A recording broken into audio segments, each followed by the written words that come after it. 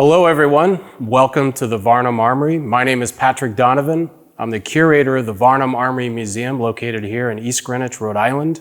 Our museum houses the largest collection of Rhode Island military history in existence. Our collection spans thousands of objects from before the Revolutionary War on through to the present day. Right now we're standing in our large drill hall at the Varnum Armory. This armory was built between 1913 and 1914. It's owned and operated today still by the Varnum Continentals Incorporated. Today we're a 501c3 nonprofit. We're all volunteer. We do this out of a labor of love. Our mission is to preserve and share Rhode Island military history in order to encourage patriotism, to encourage service of all kinds to our state, our country, and local communities. So I'm going to take you on a brief tour through the museum. The magic of our museum is actually below us. We do have a few objects in the drill hall. I'm going to point out one or two of those before we move downstairs. In addition to the museum, we also operate a textile conservation lab. We have a professional textile conservator, we have a document conservator, and so we conserve historic flags, uniforms, headgear, documents, books. We do that not only for ourselves, but we also do that for the public. We act as a resource for other local organizations, historical societies, libraries, other small museums in our state that can't necessarily afford to do these types of things with larger professional labs. This is one of my favorite newer objects that has come into this museum, this small little cannon sitting here.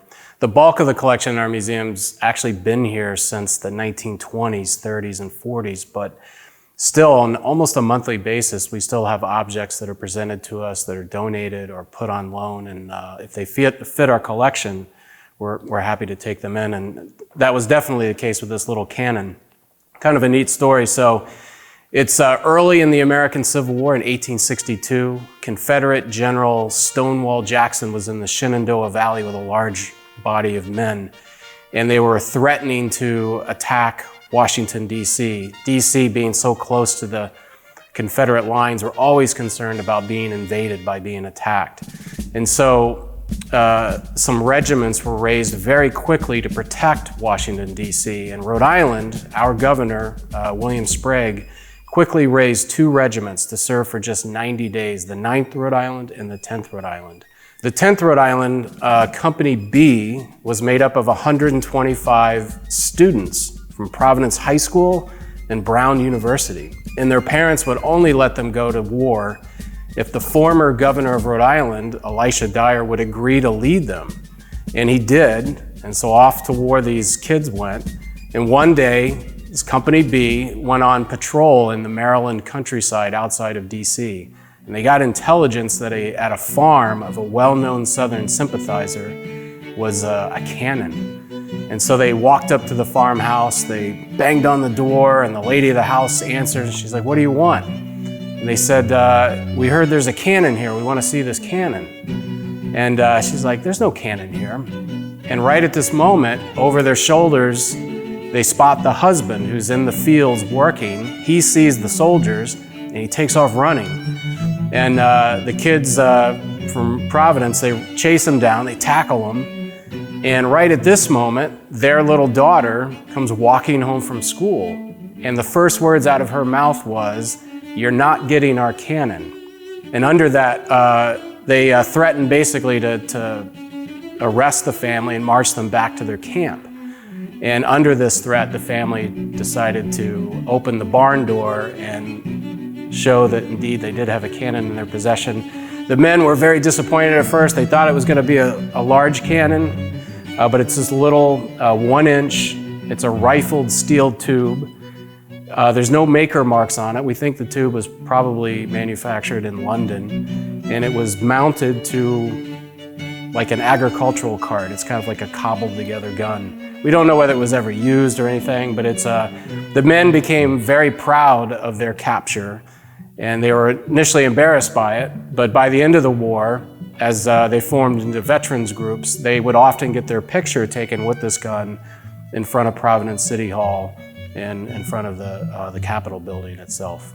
This gun ends up in an abandoned state building recently, and they were about to tear the building down to do renovations.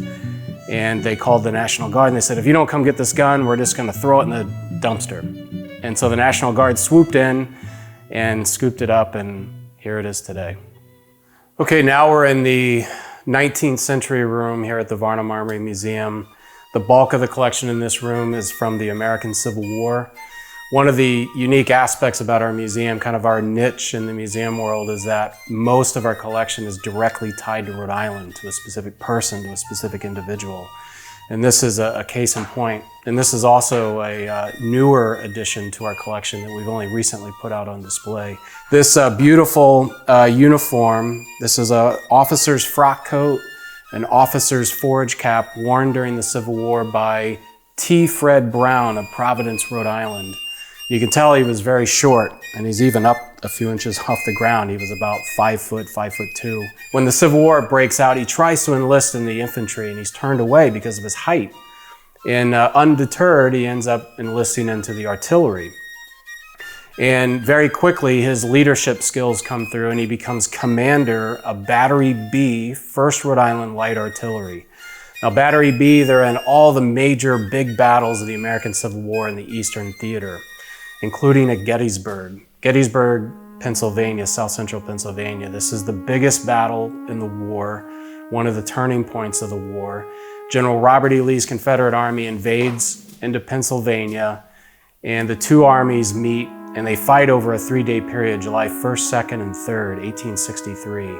There's 170,000 Americans fighting each other over these 3 days, just epic in scale.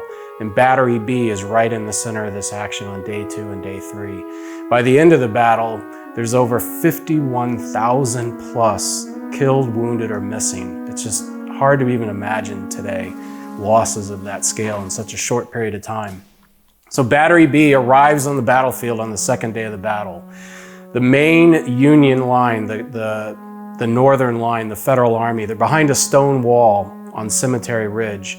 Battery B gets placed 300 yards in advance of that stone wall, perpendicular to it, facing to the north. Now, Battery B has 6 cannons and about 120 Rhode Islanders, roughly equal number of horses, and they're engaged with a Confederate artillery battery to the north, and they're firing back and forth. Fred is on a red-colored horse, and Fred says that he looks off to his left, to the west, and he sees a large body of troops appear.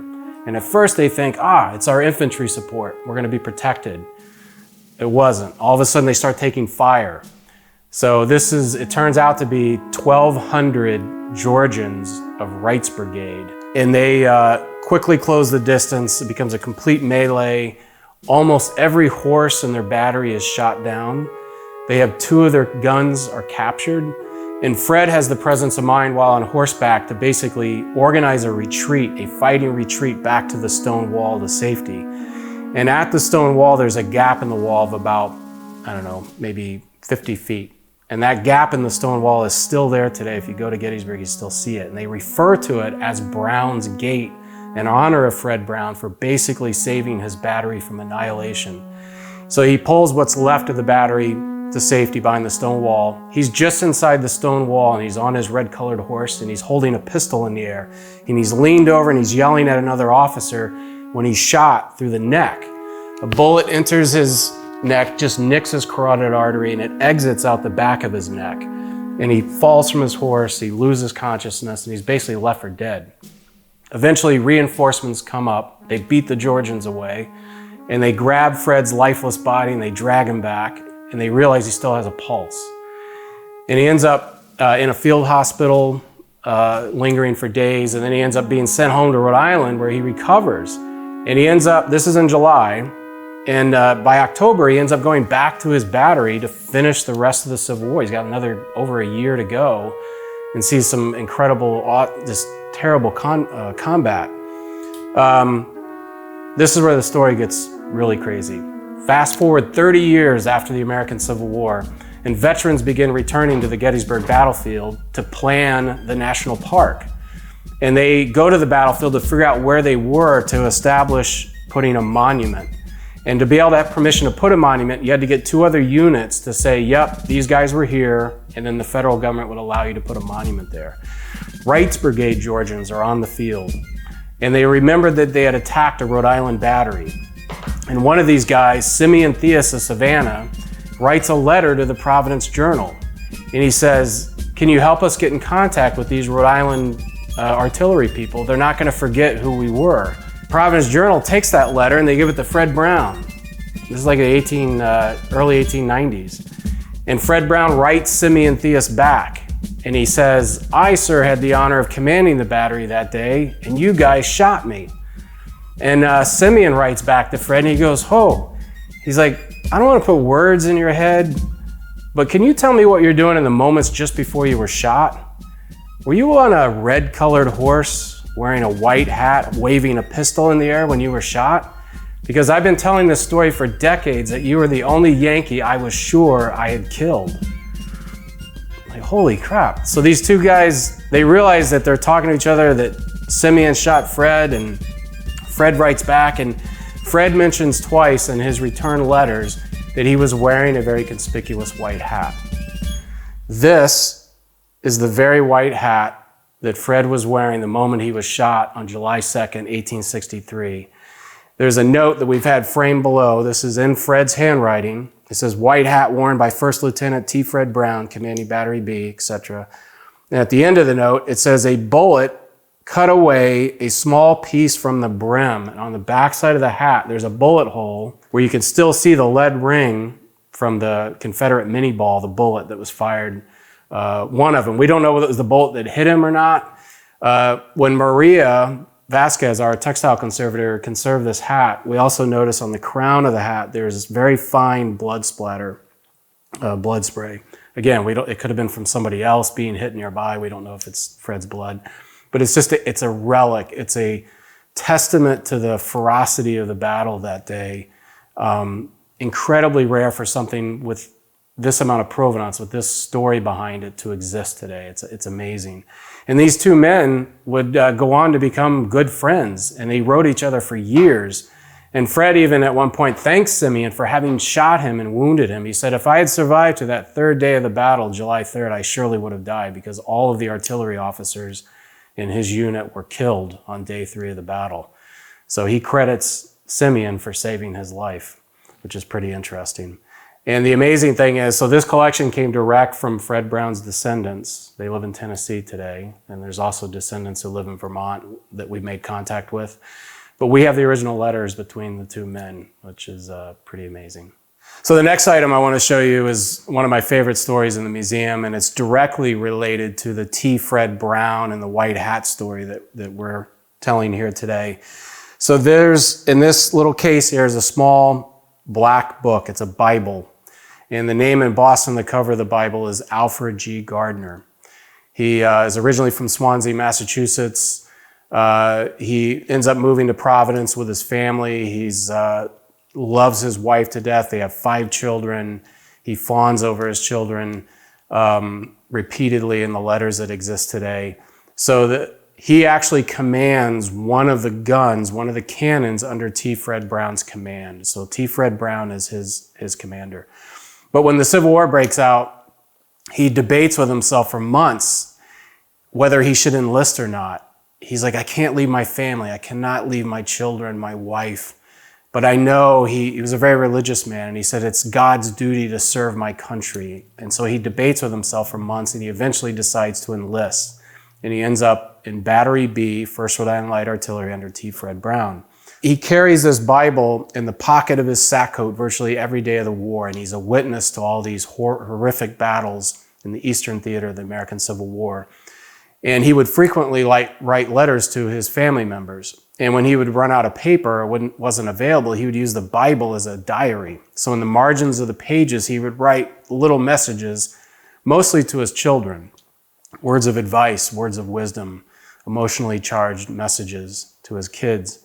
So at Gettysburg, on July 2nd, remember they arrive on the battlefield on the 2nd day of the battle, Alfred survives that horrific attack on July 2nd when Fred Brown was wounded. And that night, he writes the very last message in his diary. which I'll read at the end of the story. On July 3rd, the Confederates decide to attack in a very large force right in the center of the Union line, right where Battery B, right where Alfred Gardner was located. And they're going to send 12,000 Confederate infantry right against Fred's position. Preceding this infantry charge, what becomes famously known as Pickett's Charge, preceding that at 1 p.m. on July 3rd, 1863, the Confederates mass well over 100 guns, artillery pieces, and at 1 p.m. they all begin firing at once, and they focus their fire on top of Alfred's position in the center of the Union line. It was described as being the loudest event in human history up until this point in time. They could literally hear the gunfire from 35 miles away in Harrisburg, Pennsylvania. The men talked about how the ground literally shook. And it's at this moment that Battery B begins to return fire.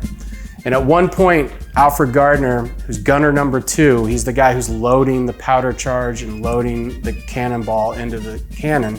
He reaches over the carriage of his artillery piece and he's handed a cotton bag of gunpowder. And he turns around to insert that into the tube, when at that moment, a Confederate artillery shell arches over the battlefield from 2 miles away and slams into the muzzle of their cannon and explodes. It decapitates gunner number 1, William Jones, just feet away from Alfred on the other side of the tube. Alfred has his left arm severed just below the shoulder, and he has a gaping wound at his rib cage, and he goes down on his back.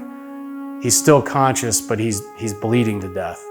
His tent mate, his best friend, the sergeant of the gun, Albert Strait, they had made a pact that if either one of them were ever to be hurt in battle, that the other would immediately stop what they're doing and come to his aid.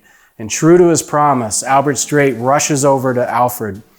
And Albert says that he bends down to Alfred, who's laying on the ground. He says with his one arm, he reaches up and they grabbed hands. And the first words out of Alfred's mouth was, "Please tell my wife I died happy." And then he says, "Please make sure she gets my Bible. Please take my Bible."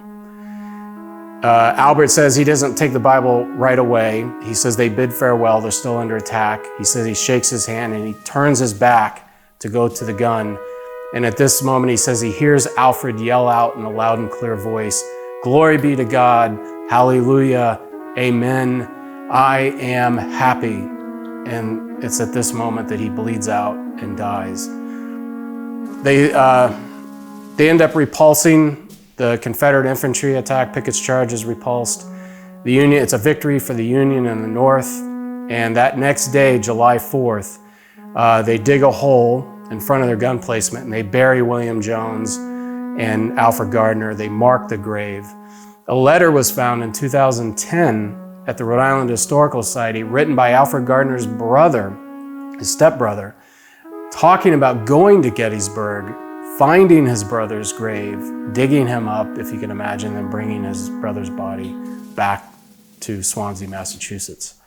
When you read the entries in the Bible, you completely understand why his last dying words were to please return the Bible to his family. And the Bible did, by the way, end up being sent back to his wife.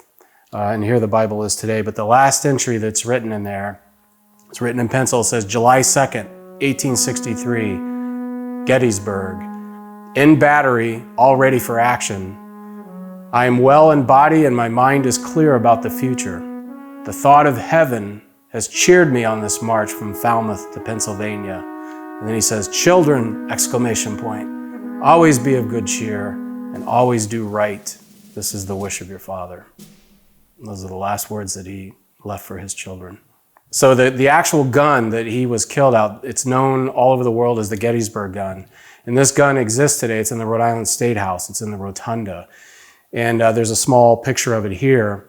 And there's a cannonball stuck in the muzzle of the gun. And some people think that's the Confederate cannonball that caused the damage. It's not. The Confederate cannonball dented the muzzle, and the men tried to reload it. And the cannonball that they were trying to ram down the tube got stuck in the dented muzzle. If you look closely, there's axe marks on the cannonball where they were trying to drive it home. But the funny part is, so this cannon sits there with this ball stuck in the muzzle for decades. And I think it was in the 1970s. It's right behind the security guard desk at the State House.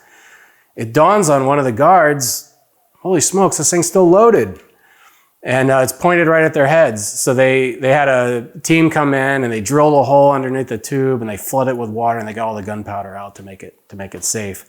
But I am in the midst right now of, I've made a proposal to the state to have the Gettysburg gun actually brought here for a multi-year display up in the drill hall where we're going to be able to have the gun. We're going to have Fred Brown's uniform, his bullet-struck white hat, pictures of the men at Battery B who were there at Gettysburg, the Bible.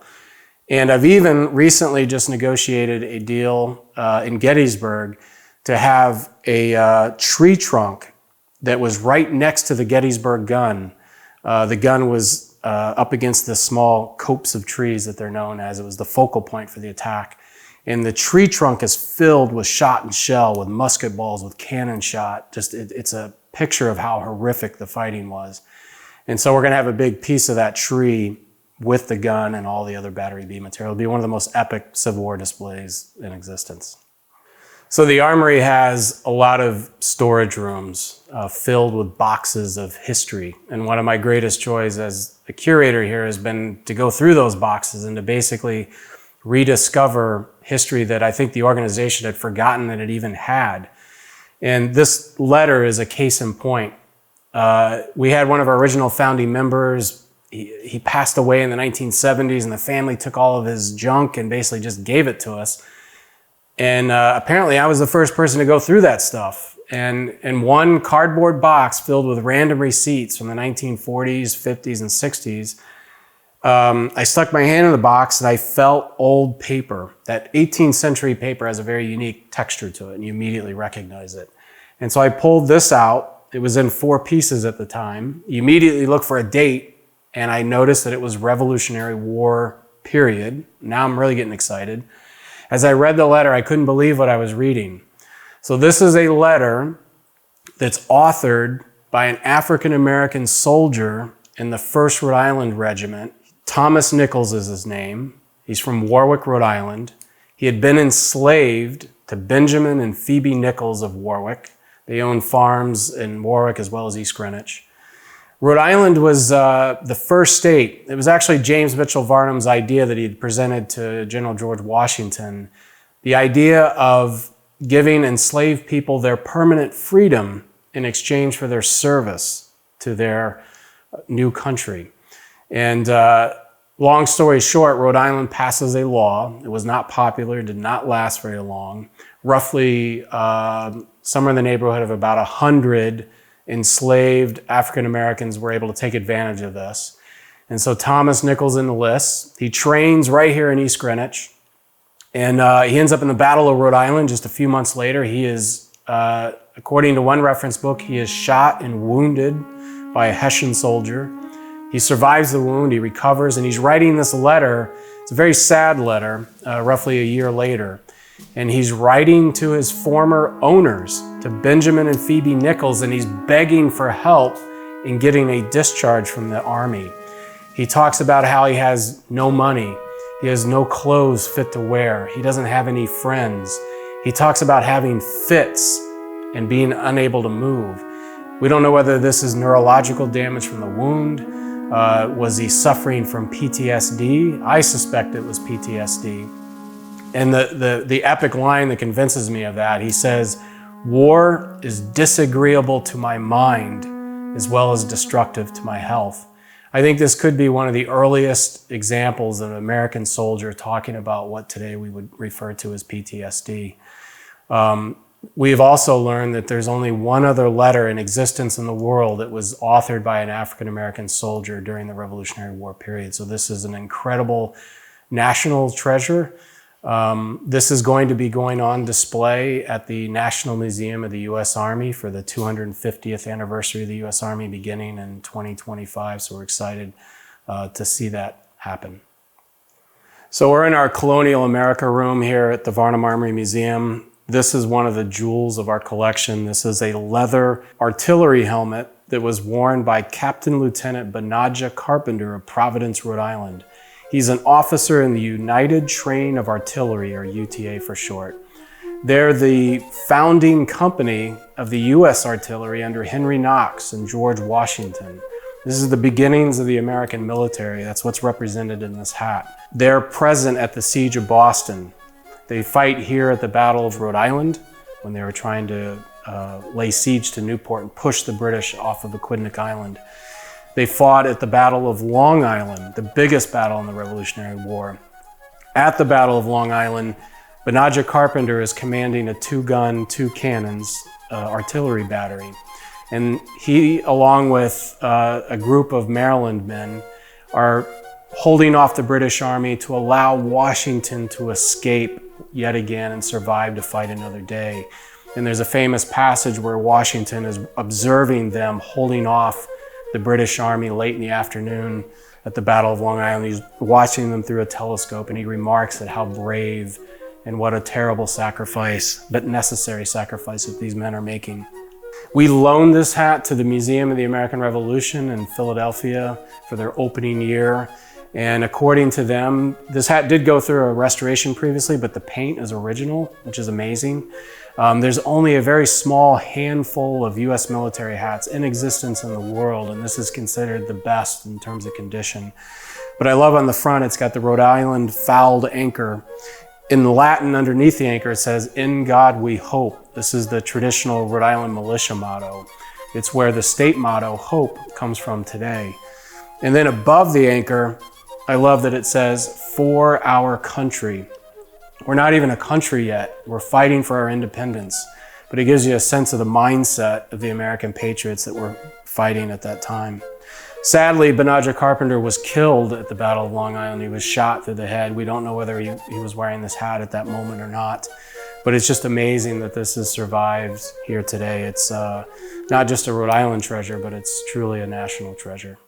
If you'd like to support our mission of preserving and sharing Rhode Island's military history, I encourage you to come for a visit, which you can do by going to our website, varnumcontinentals.org, to book a tour. And you can also make a donation if you'd like to financially support us, which would be very welcome. Thank you.